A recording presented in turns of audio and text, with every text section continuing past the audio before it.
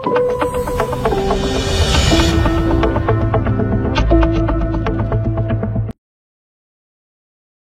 வருஷம் ஸ்டாட்ஸ் பார்த்தோன்னா 26 ஐபிஓ வந்திருக்கு. அதில் ஒரு 18 ஐபிஓ லிஸ்டிங் ப்ரைஸோட அதிகமாக தான் இருக்குது. 70%க்கு மேலே அதிகமாக இருக்குது.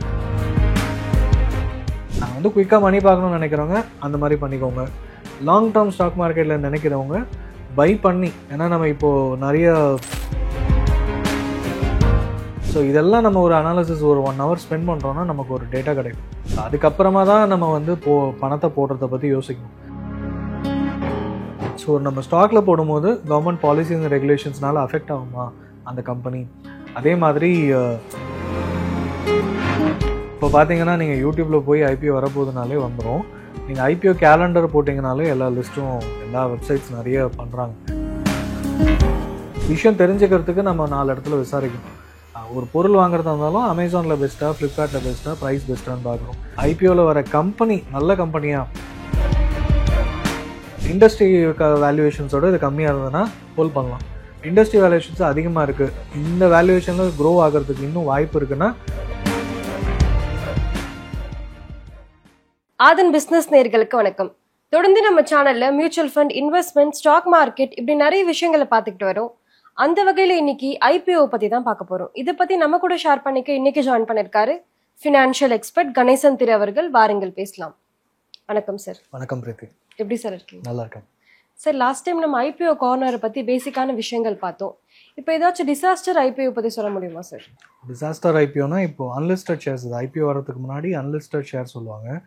நிறைய பேர் அங்கே வாங்கினா ஐபிஓ லிஸ்டிங்கில் ப்ராஃபிட் பார்க்கலாம் அப்படின்னு அது ஒரு செட் ஆஃப் இன்வெஸ்டர்ஸ் வந்து குயிக்காக பணம் பார்க்குறதுக்கு பண்ணுறாங்க. ஸோ இப்போ ஹெச்டிபி ஃபினான்ஷியல் சர்வீஸ், ஹெச்டிஎஃப்சியோட கம்பெனி லிஸ்ட் ஆகும்போது அது 1200 வரைக்கும் அன்லிஸ்டட் ஸ்பேஸில் போயிடுச்சு. பட் ஆனால் லிஸ்ட் ஆனது பார்த்தீங்கன்னா 740 அந்த ப்ரைஸ் தான் லிஸ்ட் ஆச்சு. ஸோ அதுவே வந்து யாரெல்லாம் ஆல்ரெடி இன்வெஸ்ட்மெண்ட் பண்ணாங்களோ அவங்களுக்கு லாஸில் தான் ஹோல்ட் பண்ணுறாங்கன்னா லாஸில் தான். நல்ல கம்பெனி ஃப்யூச்சரில் கண்டிப்பாக போகும். பட் ஆனால் எதிர்பார்த்தது இன்னும் அதிகமாக போகும்னா, பட் கம்பெனி டிட்டர்மைன் பண்ண ப்ரைஸ் வந்து 740 தான் ரைட் ப்ரைஸ். ஸோ சப்ஸ்கிரிப்ஷன் ஆகி இப்போது அப்ரிசியேஷன் ஆகிருக்கு. ஸோ அது மாதிரி இன்னொரு கம்பெனியும் இண்டோஃபார்ம் எக்யூப்மெண்ட்னு பார்க்கும்போது லிஸ்ட் ஆகி ப்ரீமியமாக 30% ப்ரீமியம்லாம் லிஸ்ட் ஆகிருக்கு. பட் அதுக்கப்புறமா because of bad news or whatever அது அந்த லிஸ்டட் ப்ரைஸோட கம்மியாக போயிருக்கும். இந்த வருஷம் ஸ்டாட்ஸ் பார்த்தோன்னா 26 ஐபிஓ வந்திருக்கு. அதில் ஒரு 18 ஐபிஓ லிஸ்டிங் ப்ரைஸோட அதிகமாக தான் இருக்குது. 70%க்கு மேலே அதிகமாக இருக்குது. சிலது டபுள் டிஜிட் கூட ரிட்டர்ன்ஸ் கொடுத்துருக்கு. மீதி 8 கம்பெனி வந்து லாஸில், ஐபிஓ ப்ரைஸோட கம்மியாக இருக்குது. ஸோ மிக்சட் ஃபார்ச்சூன் தான். ஏன்னா நிறைய புது கம்பெனிஸ் வரலாம். நமக்கு விஷயம் தெரியாமல் ஐபிஓவில் பார்ட்டிசிபேட் பண்ணால் லாஸஸும் வரும், இதுவும் வரும்ன்றதுக்கு இதுதான் ஸ்டார்ட். இப்போ வந்து லிஸ்டிங் டே எப்போ ஐபிஓ செல் பண்ணலாமா இல்லை ஹோல்ட் பண்ணலாமா சார்? இது நீங்கள் ட்ரேடிங் மைண்ட் செட்டில் இருக்கீங்கன்னா செல் பண்ணி உடனே ப்ராஃபிட். நம்ம லாஸ்ட் வீடியோவில் பேசும்போதே நிறைய பேர் வந்து 1 நாள் 2 நாளில் ப்ராஃபிட் பார்க்கறதுக்காக தான் வராங்க. ஸோ 10 நாள் முன்னாடி கடன் வாங்கிட்டு லிஸ்ட் ஆன உடனே ப்ராஃபிட் பார்த்துட்டு கடன் அடைச்சிட்டு எனக்கு நிற்குமா அந்த மாதிரி ஒரு மைண்ட் செட்டோடு வராங்க.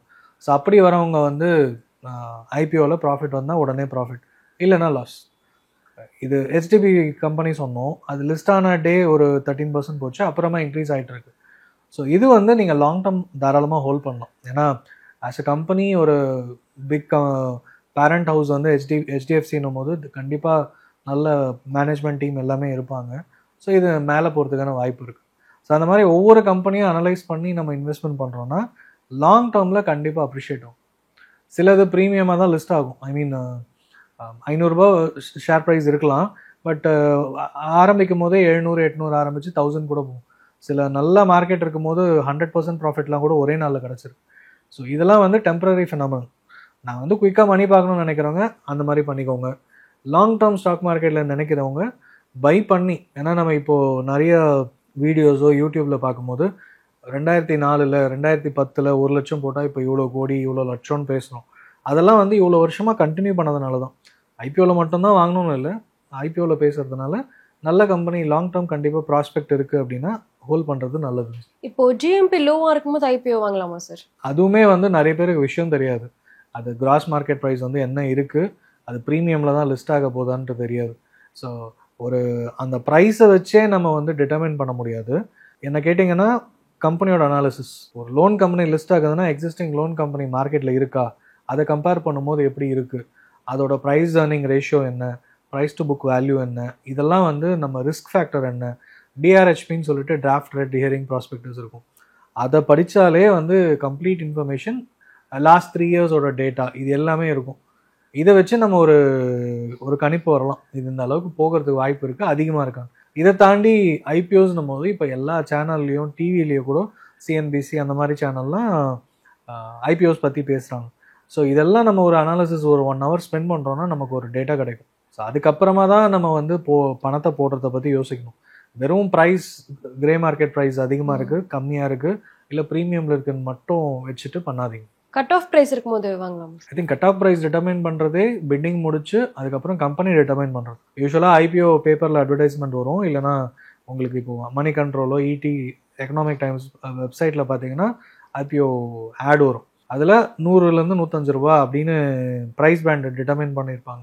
அது எல்லாம் பிட்டிங் பண்ண பிறகு ஒரு ரேஞ்ச் 102 ரூபா சொல்லலாம் அப்படின்னு முடிவு பண்ணாங்கன்னா அதுதான் கட் ஆஃப் ப்ரைஸ். அதுக்கு கீழே பிட் பண்ணவங்களுக்கு கண்டிப்பாக கிடைக்காது. அதுக்கு மேலே வந்து 100க்கு 200 பேர் பிட் பண்ணாங்கன்னா லாட்ரி மூலமாக தான் கிடைக்கும். அந்த கட் ஆஃப் ப்ரைஸ் டிட்டர்மைன் பண்ணுறது பிட்டிங் ஃபைனலைஸ் பண்ண பிறகு. ஸோ அதனால் அது கட் ஆஃப் ப்ரைஸ் முன்னாடியே மக்களுக்கு தெரியும், ரீட்டைலர்ஸ் யாருக்குமே தெரியாது. இப்போ சில கம்பெனி வந்து லிஸ்ட் பண்ணதுக்கு அப்புறமா வந்து பெர்ஃபார்மன்ஸ் வந்து பேடா இருக்கு, அது என்ன சார் காரணம்? கவர்மெண்ட் வந்து ஒரு புஷ் கொடுத்துருப்பாங்க, பாலிசி இவி ரிலேட்டடோ ஆர் ரிலேட்டட் டு கோல். அதை பேஸ் பண்ணி ஐபிஓ ஆல்ரெடி மார்க்கெட்டில் இருப்பாங்க, இது வந்ததுனால இந்த கம்பெனிக்கு லாபம்னு சொல்லியிருப்போம். பட் லிஸ்ட் ஆகி ஒரே மாதத்துலையோ இல்லை லிஸ்ட் ஆகிற டைம்லைன் அந்த ப்ராசஸ் டைம்லைன்லேயோ வந்து கவர்மெண்ட் வந்து பாலிசி சேஞ்ச் பண்ணிட்டாங்க. ஏன்னா எனிதிங் கேன் ஹேப்பன். ஸோ அப்படி நடந்துருச்சுன்னா ஆட்டோமேட்டிக்காக அதுவே வந்து ரொம்ப பேட் நியூஸாக மாறிடும். ஏன்னா ஒரு பாசிட்டிவ் நியூஸை வச்சு ப்ரைஸ் மேலேயும் ஏற்றலாம், ஒரு பேட் நியூஸ் வச்சு இறக்கவும் செய்யலாம். ஸோ ரெண்டுமே நிகழும். ஸோ நம்ம ஸ்டாக்கில் போடும்போது கவர்மெண்ட் பாலிசிஸ் ரெகுலேஷன்ஸ்னால அஃபெக்ட் ஆகுமா அந்த கம்பெனி, அதே மாதிரி இன்ட்ரெஸ்ட் ரேட் ஏற இறங்க அதை வச்சு இந்த கம்பெனி ஏதாவது அடி வாங்குமா, இல்லை குளோபல் கண்டிஷன்ஸ்னால இப்போது யூஎஸ் நம்பி ஐடி கம்பெனிஸ் இருக்கவங்களாம் நல்லா அடி வாங்கியிருக்காங்க, ரிட்டர்ன்ஸ் கம்மி லாஸ்ட் 3 இயர்ஸில் ஐடி ஃபோக்கஸ். பட் டைவர்சிஃபைடாக இருக்கவங்க நல்லாவே மிட் கேப் கம்பெனிஸ் ஏறி இருக்கு. ஸோ அந்த மாதிரி நம்ம ஏதாவது ரிஸ்க் ஃபேக்டர்ஸ் இருக்கா அப்படின்றத தெரிஞ்சுக்கிட்டு பண்ணோம். அகெயின் இது வந்து டிஆர்எஸ்பியில் இருக்கும். லிஸ்டட் கம்பெனியாக இருந்தால் நம்ம அனலிஸ்ட்லாம் ரெக்கமெண்டேஷன்ஸோ இல்லைனா இந்த ரிஸ்க் இருக்குது இந்த செக்டாரில் பார்த்து இருந்துக்கோங்க அப்படின்னு நியூஸ் வந்துகிட்டே இருக்கும். ஸோ இந்த மாதிரி இன்ஃபர்மேஷனை கலெக்ட் பண்ணும்போது தான் இந்த ஸ்டாக் மார்க்கெட்டில் லாங் டேர்மாக இல்லை இந்த ஸ்டாக்லேருந்து எக்ஸிட் ஆகணுமா இந்த ஐபிஓவில் பார்ட்டிசிபேட் பண்ணணுமான்றது நம்ம டிசைட் பண்ணுறதுக்கு ஒரு ஹெல்ப்ஃபுல்லாக இருக்கும். ஆங்கர் இன்வெஸ்டர்ஸோட ரோல் எப்படி சார் இருக்கு? ஆங்கர் இன்வெஸ்டர்ஸ்னால் ஒரு இன்ஸ்டிடியூஷனல் இன்வெஸ்டர்ஸ், இப்போ மியூச்சுவல் ஃபண்ட்ஸ் ஒரு வந்தாங்கன்னா ஒரு சில கோடிகள் இன்வெஸ்ட்மெண்ட் பண்ணுவாங்க. மினிமம் 10 crores இன்வெஸ்ட்மெண்ட் பண்ணுறவங்கள ஆங்கர் இன்வெஸ்டர்ஸ் சொல்லலாம். இப்போ அந்த கம்பெனியை பற்றி தெரியும், அவங்க அந்த சர்க்கிளில் இருக்கவங்க பெரிய ஆங்கர் இன்வெஸ்டராக டொமஸ்டிக் இன்ஸ்டிடியூஷனல் இன்வெஸ்டர்ஸ் சொல்லுவாங்க. அவங்க வந்து பல்க் இன்வெஸ்ட்மெண்ட் பண்ணலாம், இல்லை ஃபாரின் இன்ஸ்டிடியூஷனல் இன்வெஸ்டர்ஸ் அப்படி இல்லை குவாலிஃபைடு இன்ஸ்டிடியூஷனல் இன்வெஸ்டர்ஸ் இந்தியாவில் இருக்க பெரிய பெரிய இன்வெஸ்ட்மெண்ட் ஃபர்ம்ஸு ஏஏஎஃப் மாதிரி ரன் பண்ணுறாங்க, அவங்க ஒரு பணத்தை இன்வெஸ்ட்மெண்ட் பண்ணுவாங்க. ஸோ அப்படி பண்ணும்போது கான்ஃபிடென்ஸ் மக்களுக்கு இன்னும் அதிகமாக இருக்கும். ஸோ இவ்வளோ பெரிய கம்பெனி பேக் பண்ணது, ஐசிஐசிஐயோட ஒரு அவங்க வந்து பணம் போட்டிருக்காங்க, அவங்க போர்ட் மெம்பரும் உள்ளே இருக்காங்க அப்படின்னா அதுவே வந்து ஒரு பிராண்ட் வேல்யூ மாதிரி. ஸோ அதை நம்பி ஈஸியாக ஐபிஓ ப்ராசஸ் ஈஸியாக நடக்கும். ஓகே சார், இப்போ ஒரு நல்ல ஐபிஓ வந்து அனலைஸ் பண்ணி வாங்கணும் அப்படின்னா அதுக்கு எந்த மாதிரி ஆப்ஸ் வெப்சைட்ஸ்லாம் இருக்குது சார்? இப்போ பார்த்தீங்கன்னா நீங்கள் யூடியூப்பில் போய் ஐபிஓ வரப்போகுதுனாலே வந்துடும். நீங்கள் ஐபிஓ கேலண்டர் போட்டிங்கனாலே எல்லா லிஸ்ட்டும் எல்லா வெப்சைட்ஸ் நிறைய பண்ணுறாங்க. அதை தாண்டி ஐபிஓ கம்பெனி வந்து டிஆர்ஹெச்பி ஸ்டேட்டஸ் பிஎஸ்சி என்எஸ்சி எக்ஸ்சேஞ்சில் எங்கே லிஸ்ட் பண்ண போகிறாங்களோ அங்கே வந்து டிஆர்ஹெச்பி டிராஃப்ட் ரெடியரிங் ப்ராஸ்பெக்டஸ்னு டாக்குமெண்ட் அப்லோட் பண்ணியிருப்பாங்க. அந்த டாக்குமெண்ட்டை வாங்கி தான் நம்ம அனலைஸ் பண்ண முடியும். அதே மாதிரி அலாட் ஆச்சா இல்லையான்னு பார்க்குறதுக்கு ரெஜிஸ்டர் அண்ட் ட்ரான்ஸ்ஃபர் ஏஜென்ட்னு இருப்பாங்க. அந்த ஐபிஓ ஹேண்டில் பண்ணுறது யார், ஆர்டிஏ யார், மோஸ்ட்லி கார்வே இருப்பாங்க, அப்புறம் லிங்க்இன் டைம் இன்னும் 2-3 கம்பெனிஸ் இருக்குது, இவங்க தான் பண்ணுவாங்க. ஸோ இவங்களோட சைட்டுக்கு போய் ஐபிஓ ஸ்டேட்டஸ் பார்த்தாலும் தெரிஞ்சிடும். அண்ட் ஐபிஓ அலாட் ஆச்சுன்னா உங்களுக்கு உடனே லிஸ்டிங் டேட் அன்றைக்கே வந்து உங்களுக்கு அலாட் ஆயிடுச்சு இல்லைன்றது மெசேஜும் வந்துடும். ஏன்னா சில பேர் வந்து அலாட் ஆச்சுன்னா பணம் ட்ரான்ஸ்ஃபர் ஆகும், அந்த மாதிரியும் பேங்க் அக்கௌண்ட்டில் வச்சுருப்பாங்க. ஸோ அந்த மாதிரி இருந்ததுன்னா ஆகலைன்னா அந்த பணம் ரிலீஸ் ஆகிடும். நீங்கள் வந்து லயன் மாதிரி போட்டு வச்சுருப்பீங்க, 1 lakh நான் இது வச்சுருக்கேன், அலாட் ஆச்சுன்னா உடனே பணம் போயிடும், இல்லைனா உங்களுக்கு ரிலீஸ் ஆகிடும், நீங்கள் மற்ற பர்பஸ் யூஸ் பண்ணிக்கலாம். ஸோ காமனாக ஜீரோதா மாதிரியான பிளாட்ஃபார்ம்ஸாக இருந்தாலும் சரி, ஷேர்கான், மோத்திலால் இவங்க எல்லாமே ஐபிஓ கேலண்டர்ஸ் வச்சுருப்பாங்க. இதை தாண்டி ஐபிஓ ஸ்டேட்டஸும் நீங்கள் எந்த டிமேட் அக்கௌண்ட் வச்சுருக்கீங்களோ அவங்களுமே உடனே இன்ஃபார்ம் பண்ணிவிடுவாங்க. ஸோ அதனால் இன்ஃபர்மேஷன்ஸ் இப்போ நிறைய இருக்குது, ஈஸியாக ஆக்சசபிள் தான். ஓகே சார், இப்போ லாஸ்ட்டாக பார்த்தீங்கன்னா பியர்ஸோட ஐபிஓ வேல்யூவேஷன் எவ்வளோ இம்பார்ட்டண்ட்டாக இருக்குது சார்? நமக்கு கம்பேரிசன் தெரியும். கல்யாணத்துக்கு ஒரு மண்டபம் புக் பண்ணுறோனாலே ஆவரேஜ் ப்ரைஸ் என்ன அப்படின்னு தெரிஞ்சுக்கிறதுக்கு ஒரு 4 இடத்துல விசாரிப்போம், இல்லை ஃப்ரெண்ட்ஸை கேட்போம். அவங்க வந்து கன்ஃபார்ம் பண்ணிட்டா தெரியும், ஓகே இப்போ 2 lakhsல கிடைக்கும், எனக்கு இவ்வளோ ஆடியன்ஸ் இவ்வளோ மக்கள் வராங்கன்னா இந்த ரேஞ்ச் இல்லாமல் பண்ண முடியாது, ஏன்னா கொஞ்சம் எக்ஸ்ட்ரா எனக்கு அடிஷ்னலாக விஷயம் வேணும்னா எக்ஸ்ட்ரா செலவு பண்ணி தான் ஆகணும் அப்படின்னு தெரியும். ஸோ அந்த மாதிரி விஷயம் தெரிஞ்சுக்கிறதுக்கு நம்ம 4 இடத்துல விசாரிக்கணும். ஒரு பொருள் வாங்குறதா இருந்தாலும் அமேசானில் பெஸ்ட்டாக, ஃப்ளிப்கார்ட்டில் பெஸ்ட்டாக, ப்ரைஸ் பெஸ்ட்டான்னு பார்க்குறோம். அதே மாதிரி ஒரு ஐபிஓ வந்து ஐபிஓவில் வர கம்பெனி நல்ல கம்பெனியாக, இப்போ ஹியூண்டாய் வர போகிறாங்கன்னா அதுக்கு முன்னாடி மாருதி மட்டும் இருந்தது, மஹிந்திரா இருந்தது. அதை தாண்டி கார் கம்பெனிஸ்னு பார்த்தீங்கன்னா டிராக்டர் கம்பெனிஸ் அந்த மாதிரி ஆட்டோமொபைல் இருக்குது.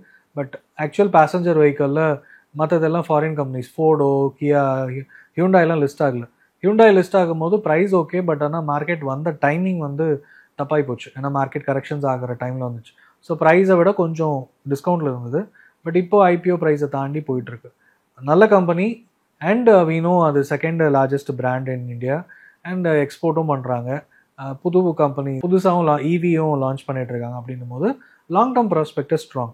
பட் ஐபிஓ பெர்ஸ்பெக்டிவ்லன்னு பார்க்கும்போது இதை விட கம்மி ப்ரைஸ் இருந்தால் நல்லது அப்படின்னு கொஞ்சம் நியூஸ் வர ஆரம்பித்தோடனே சில பேர் ஹோல்ட் பண்ணி வாங்கினாங்க. சில பேர் நான் லாங் டேர்ம் வாங்குறேன், எனக்கு அலாட் ஆச்சுன்னா ஓகே அப்படின்ற மாதிரியும் வாங்கினாங்க. பேர் கம்பேரிசன் அதுக்கு தான் வேணும்.